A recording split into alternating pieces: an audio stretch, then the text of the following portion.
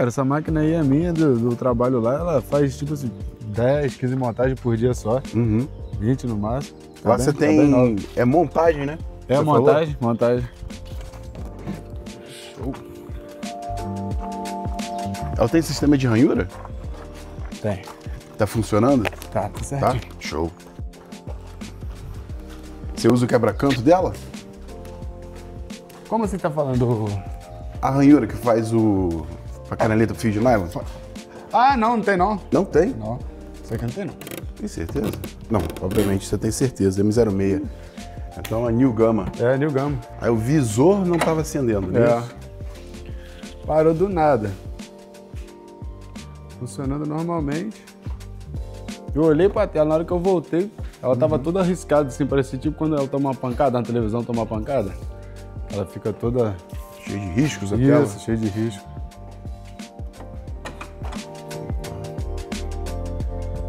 Eu tô até trabalhando com transformador lá. Você acha que tem alguma coisa a ver? Não tem nada a ver não, né?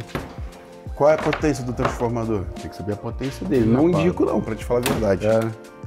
Posso te indicar não. O certo é você ter um estabilizador. Sim. Ou, se puder, um no-break. O ideal é ter um no-break. Porque o no-break ele vai te dar mais segurança, né? Então, o no-break ele tem uma bateria, né? Então, o no-break ele é diferente do estabilizador. O estabilizador vai estabilizar, né, a voltagem, mas ela tem um alcance menor de estabilização. Enquanto que o no-break ele tem a bateria. Então, ele consegue compensar toda e qualquer variação que você tiver na rede elétrica. E se tiver uma queda de rede durante o processo de corte, um no-break de 3 kVA, ele vai segurar pelo menos uns 15 minutos da máquina funcionando. Então você tem tempo de terminar o serviço, no pré de serviço, e não tem um impacto eletrônico na máquina, na facilitadora no caso.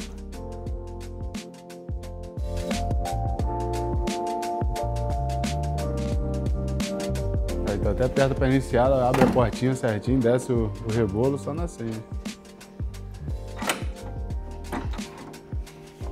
Essas conexões.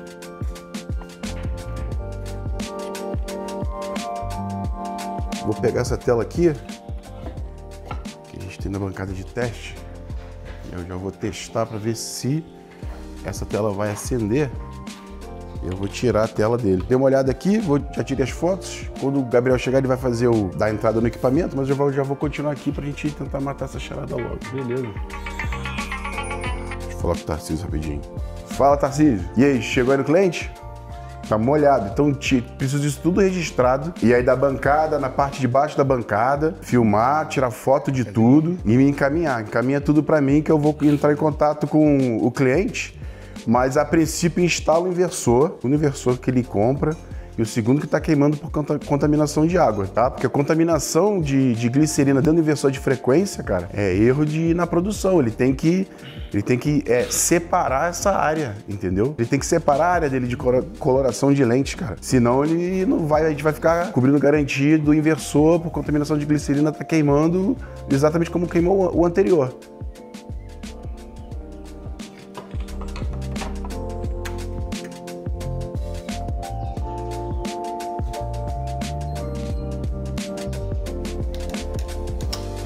Esse modelo de patim, ele é antigo. Foi o último que foi trocado. O outro era mais novo. Esse patim, tem muita gente que tem um preconceito com ele. Mas ele funciona até hoje, né? Aí. Então revisado. E esse tá revisadinho, parece.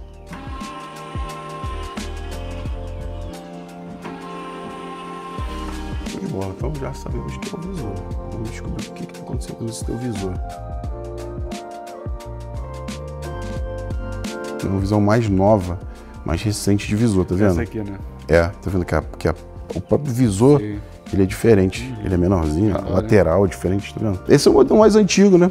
Mas essa placa acho que é a mesma. Essa placa é compatível, só a questão do visor que muda, aí muda esse inverter, né? Essa é a plaquinha do inverter. Temos imagem, mas não temos luminosidade agora. Tá vendo aqui? Dá pra ver a imagem? Mas tá sem luz. Tá sem luminosidade, tá vendo? Pode ser que tenha queimado o inverter também. Será? São os status que eu estou tentando entender, porque a gente já troquei o visor, e aí o visor ele passa da imagem, só que agora ele não está dando luminosidade, não está dando brilho, né? Troquei o inverter, também não é um inverter, troquei a placa de baixo, plaquinha de regulagem de contraste, né? E luminosidade também não é. Estou tentando ver se não é a placa agora. Plaquinha do visor. Onde é que é isso aqui?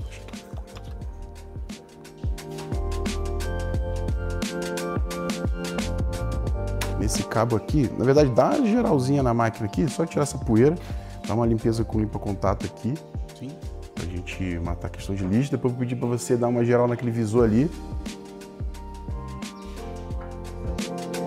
Porque parece que queimou placa e visor. Aí eu tô tentando ver. Ver a referência é a mesma, mas eu quero ver o que é esse visor aqui, que eu achar só a desconfiança dessa placa aqui. Normalmente quando essa placa queima, ela danifica o componente. Quando não acende, assim, normalmente estoura alguma... Transistor. Você vê, você consegue ver. Mas essa aqui não tem nada, não tem nem estresse na placa, não tem nada. Esse tem o mesmo modelo para fazer um teste, acho que não tem.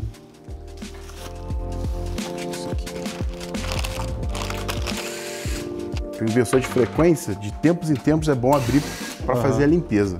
E inversor de frequência é a peça mais cara da máquina, né? Então, quando ela queima, a máquina não liga, né? Porque também tem os dentinhos da porta ali que estão quebrados, você viu? Vi. Vai até botando um pouquinho para cima ali para... Aquilo ali já vai te... Acho que eu tiro aqui. Tá tudo solto mesmo?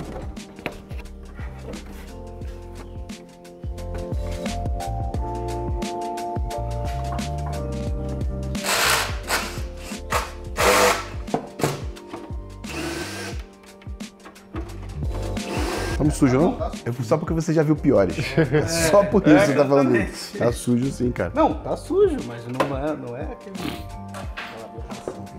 E a gente já viu cada aberração. Mas olha, a contaminação de pó de... Pô, não dá pra ver o componente. Resíduo. Sim. É tudo branco. Ó. Tá travado aqui, ó.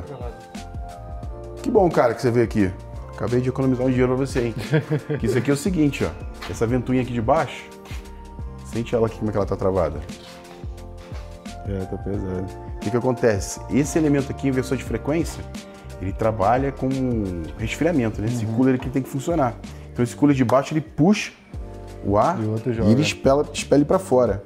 Acontece muito dos coolers travarem por causa de sujeira, ó. E aí você tem que fazer a troca desse cooler, senão ele para de resfriar.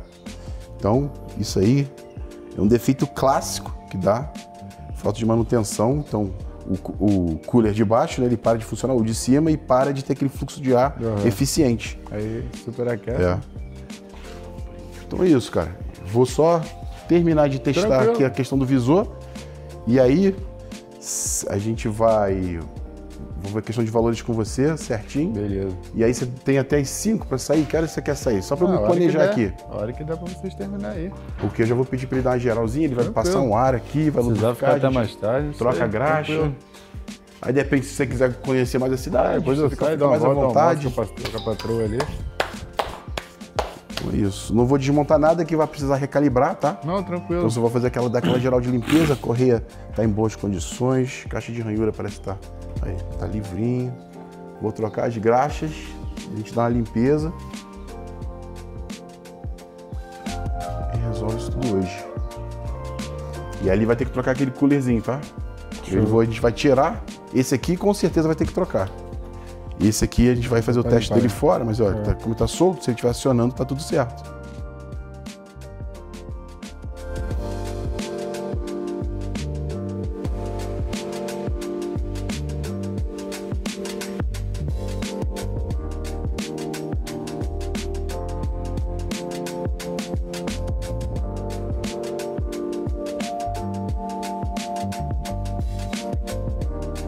A gente ontem, quando foi fazer a remontagem da máquina para testes, a gente observou que está tendo um ponto de aquecimento nesse inversor de frequência.